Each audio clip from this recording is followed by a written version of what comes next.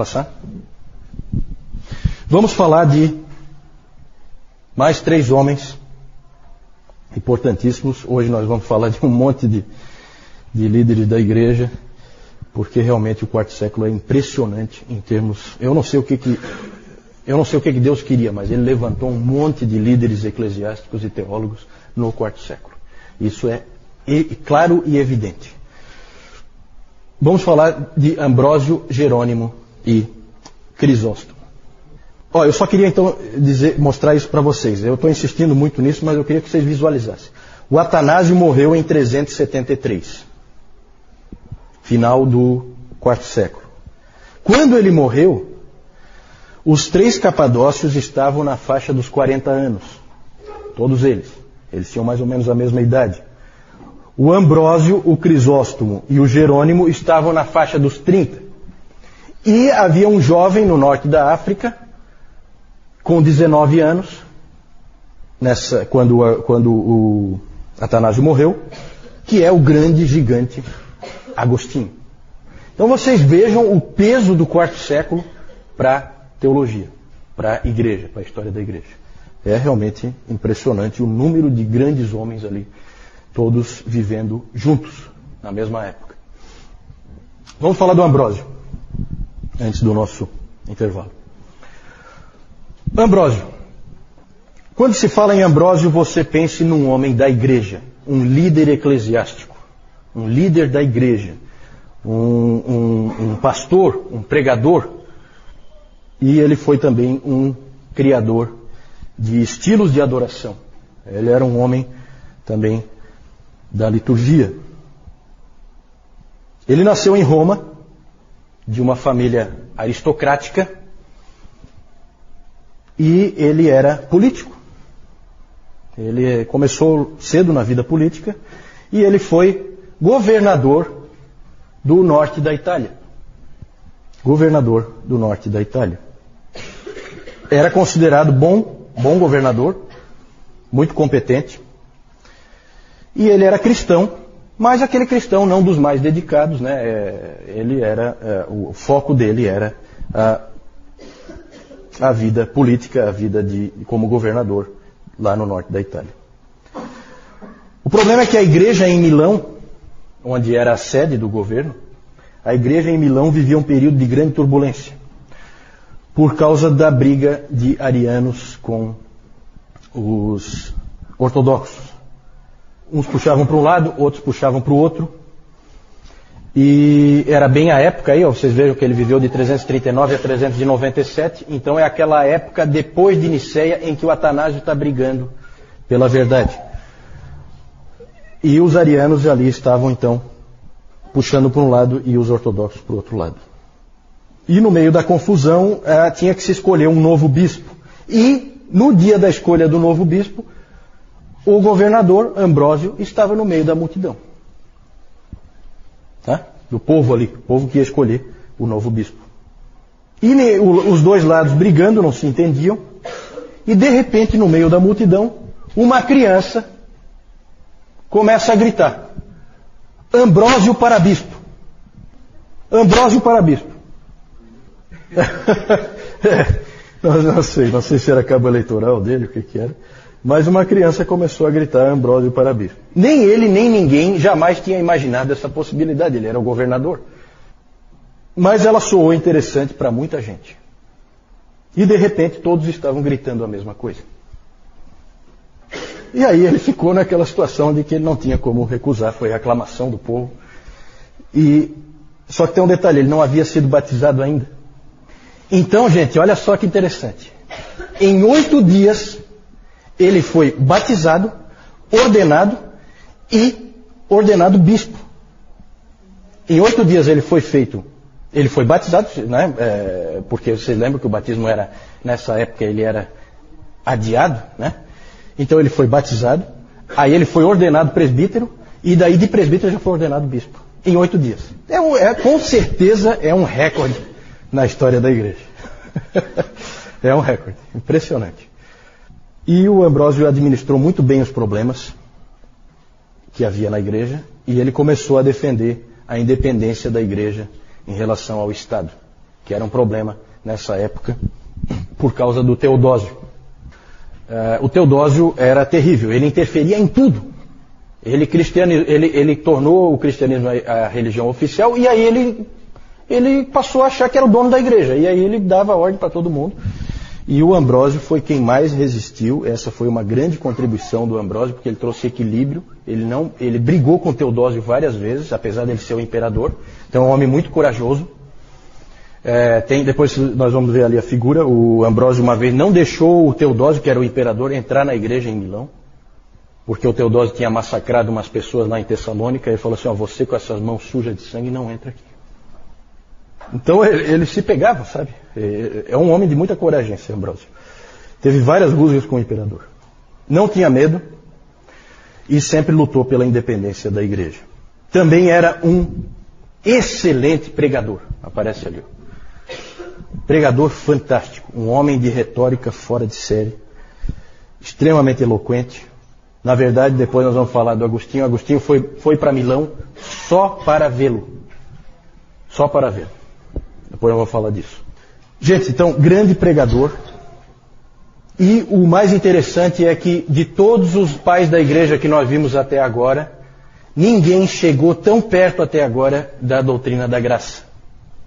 Esse Ambrósio chegou muito perto de entender a doutrina da graça. E o Agostinho vai construir em cima disso, pode ter certeza. Tá? Quando vocês pensarem em Agostinho, pensem em Ambrósio também. Esses dois homens, eles têm uma ligação que Deus quis que eles tivessem. Tá? Nós vamos ver depois. Ambrósio lutou contra o neopaganismo, porque especialmente nos níveis mais elevados ali da sociedade romana, o paganismo estava voltando. Muita gente achava que o cristianismo tinha enfraquecido Roma, e que bom mesmo era na época dos deuses, e tinha muita gente querendo trazer de volta, e o Ambrósio lutou contra isso, também lutou contra o arianismo, que voltava toda hora pelo norte. Ele está muito perto dos bárbaros, tá? Esse Ambrósio. Porque ele está lá no norte da Itália. Então ali os bárbaros estão sempre por perto. Então eles vêm ali, mercadores e coisas, e eles trazem o arianismo deles de volta. E começa né? Então ele também lutou contra o arianismo, também foi um defensor da ortodoxia.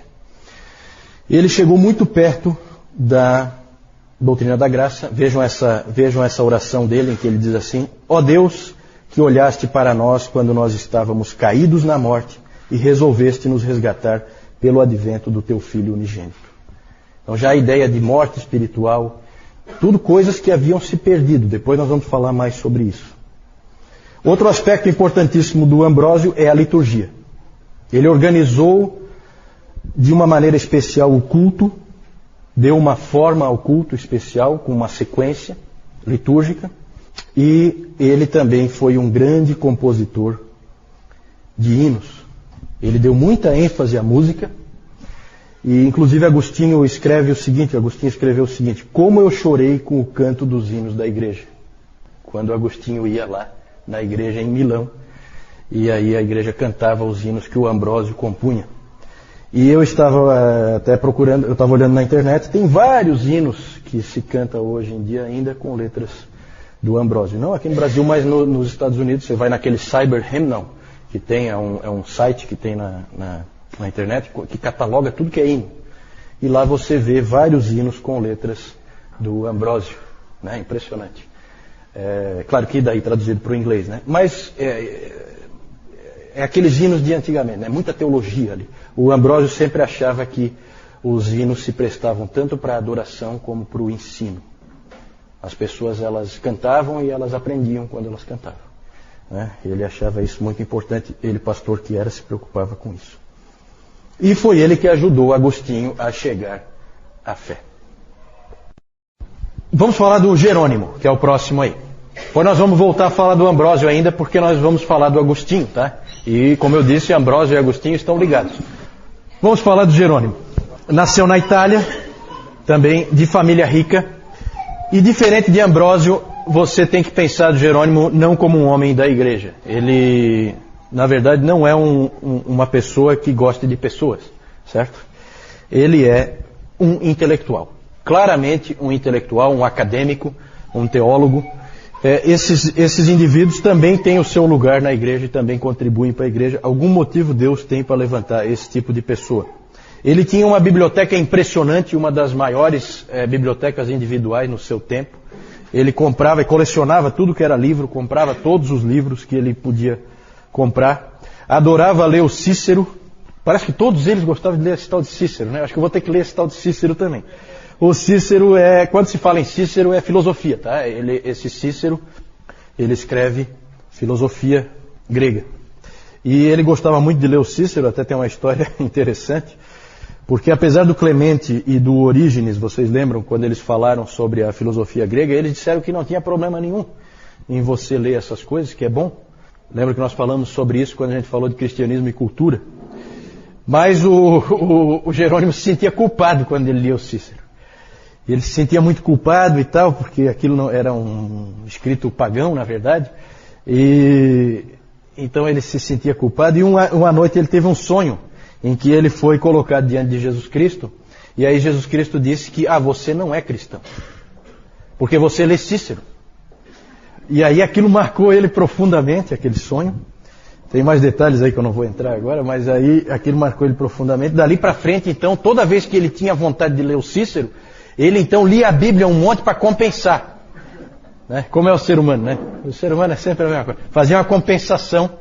Então ele lia um pouquinho do Cícero, aí ele lia um monte da palavra e tal, para compensar. E ele queria muito deixar de ler o Cícero, não precisar mais ler o Cícero. Ele era viciado em Cícero. E aí ele acabou, nunca conseguiu parar de ler, e alguém uma vez disse para ele assim, mas você está lendo Cícero? Sim, mas e o teu sonho? Aí ele olhou assim e falou, bom, você sabe, né? A gente não pode dar importância demais para sonhos. Então ele acabou cedendo, né? A maior obra de Jerônimo, com certeza, quem é que sabe? Alguém sabe? Qual é a grande obra de Jerônimo? Ninguém? Tradução da Bíblia pro latim. Como é que é o nome dessa? A Vulgata Latina, exatamente, a Vulgata Latina. Essa é a grande obra dele, trabalhou 22 anos nisso, porque é interessante que ele sabia muito bem, fluentemente, o latim, o grego, que era comum, né, saber essas línguas. Todos os indivíduos que escreviam nessa época no Ocidente sabiam o latim e o grego, e no Oriente sabiam o grego. E o interessante é que uma coisa que não era comum nessa época, ele conhecia também o hebraico. Então ele foi capaz de traduzir diretamente do hebraico o Velho Testamento. E o interessante é que o Jerônimo incluiu só os 39 livros canônicos. Ele não incluiu os outros, ele considerava os outros não canônicos. E isso é muito interessante porque a Vulgata Latina é a Bíblia oficial da Igreja Católica. Só que o Jerônimo não aceitava nenhum outro livro que não fossem os 39. Outro aspecto interessante, e que é um pouco irônico, é que a Vulgata, depois na história da Igreja, acabou sendo uma prisão da palavra. Por quê? Porque o catolicismo romano, ele aprisionou a palavra no latim, certo? O meu pai pegou ainda, né, a missa em latim, que é uma coisa recente dentro da história. Então o latim é a língua divina, vamos dizer assim, certo? Só um minutinho, só que o Jerônimo, o que nós temos que ter em mente é o seguinte, não vamos culpar o Jerônimo por isso. Porque quando o Jerônimo fez a tradução dele, ele estava traduzindo para a língua do povo. E nisso ele é um protestante, e não um católico romano. Ele está pondo a Bíblia na mão do povo, certo? Então não vamos culpar o Jerônimo pelo aprisionamento posterior que a Igreja Católica Romana fez da palavra dentro da Vulgata. O Jerônimo também escreveu muitos comentários da Bíblia. O Agostinho escreveu para o Jerônimo, escreveu uma carta para o Jerônimo dizendo assim: eu te agradeço pelos teus escritos, porque Deus deu alguém como você para você mesmo, para mim e para toda a igreja. Isso Agostinho escreveu para o Jerônimo, apesar dos dois terem brigas seríssimas. Discussões seríssimas. Por quê? Porque o Jerônimo é um sujeito absolutamente intratável. Ninguém suportava o Jerônimo, certo? Ele não era uma pessoa fácil. Temperamento terrivelmente difícil, ele ofendia-se com qualquer coisa. Podia facilmente humilhar as pessoas que não concordavam com ele, e humilhava mesmo. E também as pessoas que ele considerasse pouco inteligentes. Ele humilhava mesmo. Então, uma pessoa daquela desagradável realmente. Desagradável. Itália, ele é italiano. Mas ele foi depois, ele é respeitado tanto no Ocidente como no Oriente. Porque no Oriente ele foi para Belém, né? Ele se estabeleceu mais tarde como monge em Belém. É interessante isso aí. Nós não temos tempo para entrar em detalhes disso aí, tá, gente? A gente sempre coloca aqui um resuminho com alguns aspectos que a gente considera interessantes e importantes. Foi um grande intelectual e também foi um monge. Só que ele foi um monge diferente dos beneditinos, porque os beneditinos suavam a camisa, uma barbaridade, tinha que ter uma disciplina tremenda. Ele era um monge que queria sossego. Então ele foi para Belém se isolar para poder escrever, para poder fazer o trabalho dele. Nada desse negócio de ter muito horário, que nem os beneditinos, e ficar trabalhando no pesado. Isso aí não era com ele, não. Tá? Como monge, ele começou a escrever cada vez mais sobre o celibato. Esse é um indivíduo importante na influência sobre o catolicismo romano quanto a caráter superior do celibato em relação ao casamento. Ele cada vez escreve... Bom, um indivíduo desse nem tinha condição de casar mesmo, né? Porque quem é que ia casar com um sujeito desse? Nessa época havia um crescente interesse no celibato e na virgindade e dentro da igreja, e o Jerônimo influenciou muito isso. Com ele ficou isso ainda mais forte. O professor Calhoun, ele diz que se Jerônimo fosse dar notas, ele daria para o celibato um 10, para a viuvez um 6 e para o casamento um 3. Certo? Jerônimo, ele escreveu um livro chamado A Perpétua Virgindade da Bem-aventurada Maria, e ali ele escreveu um trecho assim, ó. O assento está macio, o chão está varrido, as flores estão nos vasos, o jantar está pronto. Diga-me onde, em meio a tudo isso, há espaço para pensar em Deus. Certo? Ele estava colocando os cuidados desse mundo, os cuidados típicos de uma família, como um empecilho à vida com Deus, à vida de comunhão com Deus. E isso aí ficou sem resposta, tá, gente? A resposta viria, mas só vem a resposta lá no tempo da Reforma com Lutero e Calvino, e, para usar um exemplo de dentro da própria Igreja Católica Romana, com o irmão Lourenço. Certo? Alguém já ouviu falar do irmão Lourenço? Irmão Lourenço, vamos falar dele mais para frente. Vamos adiante? Vamos falar do Crisóstomo. Crisóstomo, esse é importante principalmente no Oriente. Ele nasceu em Antioquia, que é no Oriente, e foi bispo de Constantinopla, que nós vimos que era a cidade mais importante nessa época. O Crisóstomo, esse nome Crisóstomo quer dizer boca de ouro. Esse é um apelido dele, tá? O nome dele, na verdade, é João. E ele recebeu esse nome boca de ouro porque era um maravilhoso pregador. Fantástico. Nasceu em Antioquia e foi convertido pela influência de Basílio. Então é interessante como aqui um influencia o outro, é interessante tudo isso. A mãe dele era cristã e viúva, e ela fez um trabalho excelente criando esse menino, esse rapaz, nos caminhos da fé. Libânios era um sujeito que era o maior retórico. Retórico é um indivíduo que ele é pago para falar. Libânios era o maior retórico do seu tempo.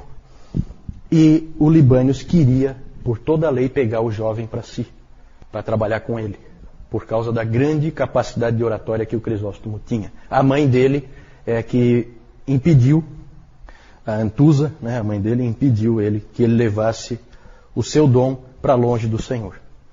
Segurou ele para que ele trabalhasse para a igreja. Foi o Libânios que disse a famosa frase: que mulheres esses cristãos têm? Que mulheres esses cristãos têm? E realmente, na história da igreja, a gente vê que aquele famoso ditado é verdadeiro, né? Por trás de todo grande homem há sempre uma grande mulher. A não ser casos como o do Jerônimo, que daí atrás dele não tem ninguém, porque ninguém consegue ficar. Ninguém consegue, acho que nem a mãe dele aguentava ele. Certo? João Crisóstomo tornou-se um pregador e dos grandes. Ele tinha uma linguagem vívida, ilustrações marcantes e aplicações extremamente perscrutadoras. Era um excelente pregador. De todos os homens que nós vimos até agora, ele é o mais agradável e fácil de ler. Os escritos dele são os mais fáceis para você ler hoje. Eu li um trechinho de uma pregação interessante, porque ele pregava sequencialmente nos livros da Bíblia, certo? Como as igrejas reformadas fazem, e como a gente faz aqui, o Newton faz aqui, ele fazia assim também. Peguei um trecho lá de 1 Coríntios, bem interessante a pregação dele. O Charles Spurgeon ele admirava profundamente o Crisóstomo pela sua pregação, mas tem um outro lado. O Spurgeon ele ficava decepcionado, por um outro lado, com o Crisóstomo. Ele admirava pela pregação, mas por outro lado, ele ficava decepcionado por encontrar tão pouco da graça nos ensinos de Crisóstomo, que era comum nessa época a doutrina da graça de Deus estar ofuscada e apagada. Há só indícios e nada mais. Mas ele é lembrado como um grande exegeta, o maior exegeta do seu tempo. Ou seja, um indivíduo que sabe explicar o sentido da palavra. Ele vai e explica a palavra com perfeição. Calvino achava que Crisóstomo era o supremo exegeta das Escrituras. Calvino admirava muito Agostinho, todo mundo sabe disso. E ele cita o Agostinho mais do que ninguém, ele cita Agostinho mais do que todos os outros juntos, né? Mas ele se decepcionava profundamente com a exegese do Agostinho, que era realmente um desastre. Por quê? Por que o Agostinho errava na exegese? Porque ele era adepto da escola de Alexandria de interpretação da Bíblia, o Agostinho. E eu vou mostrar para vocês daqui a pouco uns exemplos da escola de Alexandria, vocês vão entender por quê. A escola de Alexandria sempre interpreta a Bíblia de maneira alegórica. Existe o sentido literal, mas eles consideram o sentido literal inferior, não tão importante. O mais importante é o sentido escondido, místico, nas Escrituras, certo? E o Agostinho foi um pouco atrás disso aí. A outra escola era a escola de Antioquia, que sempre pregou o sentido literal das Escrituras. E o Crisóstomo é da escola de Antioquia, certo? Então a gente, com certeza, nós nos sentiríamos muito mais confortáveis em Antioquia do que em Alexandria, né? Nós hoje interpretamos a Bíblia o mais literal possível, certo? O que deixa todos impressionados é o seguinte: como é que pode o melhor exegeta não ser o melhor teólogo? Isso é um enigma que o próprio Calvino se questionava. Como é que pode o maior exegeta, o indivíduo que mais entendeu o que está escrito ali na palavra, não ser o maior teólogo? O maior teólogo é Agostinho. Como é que pode isso? Eu não sei, eu acho que ali Deus deve ter mostrado que nenhum homem se basta a si mesmo. A igreja precisa sempre de todos. Eu acho que é isso, né? E ninguém é perfeito. Ele foi também, esse Crisóstomo foi um grande pastor. Ele ainda não era pastor, ele ainda não era presbítero, e ele já escreveu um livro sobre o ser presbítero, né? Mesmo ele não sendo. E é um belo livro. O Calhoun disse que é um livro útil ainda hoje. E ele escreve que o pastor deve ter grande discrição e grande zelo. Deve ser uma pessoa discreta e extremamente zelosa. E o Crisóstomo disse que o ofício do pastor é duplo: povo e pregação. Você deve dar ênfase idêntica a essas duas coisas. A ênfase deve ser a mesma: cuidar das pessoas e cuidar da pregação. Certo? Aí então nós vemos aquele quadro ali, é o Ambrósio recusando a entrada do Teodósio. Não vai entrar na igreja de jeito nenhum. Certo? Esse é o quadro que está lá. Ali o Jerônimo, é interessante porque o Jerônimo, ele lá em Belém, ele acabou se associando com algumas freiras, e ele ensinava essas freiras, e com elas ele se deu muito bem. Que é uma coisa que surpreendeu todo mundo, porque ele não se dava bem com ninguém. Certo? E aqui o Crisóstomo, ele era realmente, bem assim como está retratado aí, ele era baixinho. É engraçado quantos grandes pregadores eram realmente tampinhas, né? Dr. Lloyd Jones eu acho que era desse tamanho, assim, né? E é um pregador fantástico, segundo John Piper, o maior pregador do século XX. Gente, eu quero mostrar só para vocês a interpretação alegórica, tá? O grande destaque da interpretação alegórica é Orígenes, tá? Aquele que quando era bom era muito bom e quando era ruim era muito ruim, certo? E aqui eu quero mostrar para vocês uns exemplos. O Orígenes, ele dizia que a interpretação das Escrituras é em 3 níveis, que correspondem às 3 partes do ser humano. Tudo isso aí ele tirou da filosofia, tá? Da filosofia grega. platônica. Então o nível da carne é a interpretação literal e óbvia da Escritura. Então aquilo que você lê ali, a interpretação literal, corresponde à carne ou ao corpo humano, que é visível e evidente a todos que o veem. Esse tipo de interpretação é para os indoutos. O nível da alma, aqueles que já fizeram algum progresso na vida cristã começam a discernir sentidos mais além do óbvio. Tá? Isso aqui eu tirei de um artigo do Augusto Nicodemos, tá? É um artigo bem legal sobre a interpretação das Escrituras. Tem lá no Monergismo. E o nível do espírito, que é o máximo, né? A interpretação alegórica, própria dos que são espirituais. E é um desastre, vocês vão ver. É um desastre, né? Vamos ver então alguns exemplos de interpretação alegórica. Olha só, Rebeca vem tirar a água do poço e encontra os servos de Abraão. Gênesis 24. O que isso significa? Significa que diariamente devemos vir aos poços da Escritura para ali nos encontrarmos com Cristo. Era isso que o texto queria dizer, certo? Faraó mandando matar os meninos e preservando as meninas hebreias. Mata os meninos, mas não mata as meninas. Êxodo 1. Os meninos significam o espírito intelectual e sentidos racionais, enquanto que as meninas significam paixões carnais. Certo? É bem equilibrado, como vocês podem ver.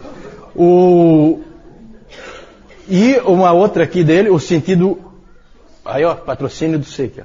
O sentido verdadeiro, alegórico da passagem sobre o divórcio, lá de Mateus 19, é a separação da alma do seu anjo da guarda.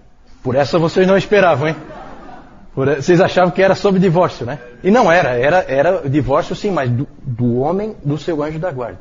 Vejam que é desastroso esse tipo de interpretação e vocês vão encontrar material ruim do próprio Agostinho nessa linha, tá? Um que eu vi uma vez é da parábola do filho pródigo, que é um desastre, assim, a interpretação, tá? Mas é bem porque é aquela coisa, você aprendeu a interpretar assim, você acreditou que é assim que se interpreta. E aí então você vai por um caminho errado. Isso aqui é interessante chamar atenção porque, gente, ó, não basta ter a Bíblia.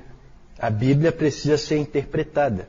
Dependendo de por onde você seguir, o caminho que você tomar, você vai errar tudo com a Bíblia na mão. Certo? Por isso que a gente precisa ser auxiliado pelos nossos irmãos, auxiliado pela igreja. Certo? Para a gente não errar tudo. A Adriana está colocando se essa ascensão não foi uma coisa meio arranjada, uma politicagem. Não, eu creio que não. Eu creio que foi espontâneo e foi aclamação, né, do povo. O povo queria ele como bispo. Né? Ele tinha sido um excelente governador e eles queriam ele como bispo. Não, ele na verdade deixou de ser governador em função de se tornar bispo. Né? Ele passou a ser só um bispo. Tá? Inclusive ele lutou pela independência da igreja do poder político. Né? Que é até estranho, porque podia se esperar o contrário. Já que ele vem da política, ele podia, na verdade, querer fazer uma mescla. Não. Ele lutou para que houvesse independência. Tá? Ele é o grande lutador por isso. A Rebeca perguntou por que foi ruim o cristianismo se tornar a religião oficial. Por que foi ruim? Foi ruim porque, na verdade, o império começa, e o império de cristão não tem nada, começa a interferir cada vez mais em como a igreja é, como ela funciona, quais os valores da igreja. Lembra que nós vimos no domingo passado como já mudou quando Constantino começou a apoiar o cristianismo. De repente tinha luxo, tinha poder, coisas que a igreja nunca imaginou. A igreja tem como seu senhor um carpinteiro de Nazaré. Então aquilo ali, quanto mais a igreja se aproximar do Estado, pior é. Porque começa a acontecer, inclusive isso que a Adriana falou antes, começa a acontecer politicagem, e vai acontecer muito realmente. Né? Então o líder político vai acabar nomeando os bispos nas igrejas. Isso vai acontecer direto na Idade Média. Direto. Então por isso que é ruim. É ruim. Né? Sempre é ruim a mescla da igreja com o Estado, porque a igreja perde a sua pureza. Principalmente por isso. Sim. Os apócrifos foram incluídos na Bíblia Católica Romana no Concílio de Trento, em 1543, eu acho. 7. Eles foram incluídos na Bíblia Católica naquela ocasião, mas eles já existiam desde a época do Jerônimo. São livros antigos, tá? Não, é porque nessa época o cânon não estava estabelecido com clareza, ainda havia discussões a respeito do cânon, certo? Então o Jerônimo, ele tem a visão dele do cânon. Para ele eram os 39. Para ele eram os 39. No Novo Testamento aí havia ainda uma certa divergência. Depois ele acabou aceitando, evidentemente. Ele traduziu o antigo, do hebraico, a Vulgata Latina, ele traduziu do hebraico para o latim. Certo? Não, o novo ele já era de uso corrente, não precisava de tradução, porque ele já, na verdade, ele já era nas línguas que as pessoas usavam, né? Porque ele foi escrito em grego, né? E todo mundo falava grego nessa época, certo? Então, né? Eu não sei se ele traduziu alguma coisa do Novo Testamento para o latim, pode ser. Aí eu não sei. Na verdade, nessa época, aí eu quero só fazer uma observação, não é que é a primeira tradução do Velho Testamento para o latim. Tá? Só que é a melhor. Já tinha outras traduções, só que com pouca qualidade e sempre traduções que vinham da Septuaginta. Então era traduzido do grego, não do original, era traduzido do grego para o latim. Essa foi uma tradução do hebraico para o latim, direto do original, certo? Porque o latim passou a ser a língua oficial do Ocidente, certo?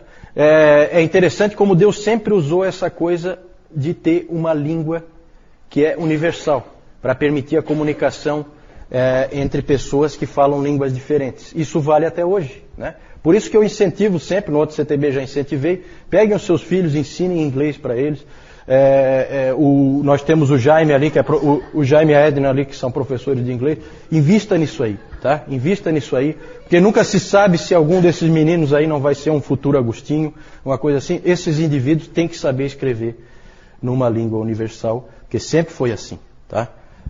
Um Lutero não adianta ele escrever em alemão só, ele vai ter que escrever em latim também, senão não entra nos outros países o que ele escreveu, certo? E assim com tudo, o Calvino mesma coisa, certo? Porque a língua vigente na época deles era o latim, era a língua universal para você fazer transitar pelos países. Hoje é claramente o inglês, certo? Então isso aí é uma coisa que quebra barreiras, né?